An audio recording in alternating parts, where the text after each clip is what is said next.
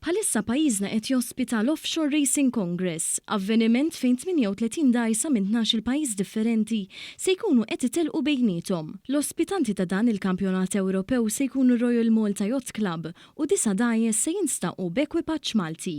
Il-Kap Eżekuttiv ta' Yachting Malta Michael Mifsud qal kemm huwa importanti dan il-kampjonat tal pajjiżna minħabba l-fatt li huwa wieħed ta' livell għoli u jinkludi parteċipanti ta' livell għoli f'dan il-qasam.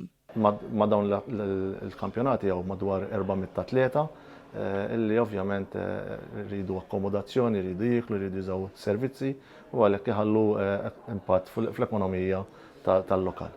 Preżenti wkoll għat-tnedija kien hemm il-Ministru responsabbli għat-trasport, l-infrastruttura u l-proġetti kapitali Aron Farrugia, fejn saħaq fuq l-impenn tal-Gvern li jassigura li avvenimenti bħal dawn jintlaqgħu f'pajjiżna, partikolarment fin-niċċa tal-ibburdjar.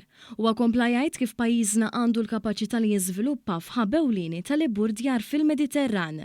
Kellu opportunità mal-baħħara internazzjonali ta' reputazzjoni kbira jiddiskrivu kif Malta dejjem jarawha bħala ċentru illi huma jixtiequ jaħdmu minna u kif huma jixtiequ itelqu hawnhekk minn Malta. Finalment il-Ministru fakkar kif pajjiżna l-ewwel darba se jniedi l-ewwel politika nazzjonali dwar il-jottijiet u super yachts sabiex jikkonsolidaw il-preżenza Maltija f'din l-industrija dinjija kif ukoll iżid ir-rikonoxximent bħala l-pajjiż li għandu l-akbar reġistru tal-vapuri fl-Ewropa u li huwa destinazzjoni ferm popolari tal-jottijiet fil-Mediterran.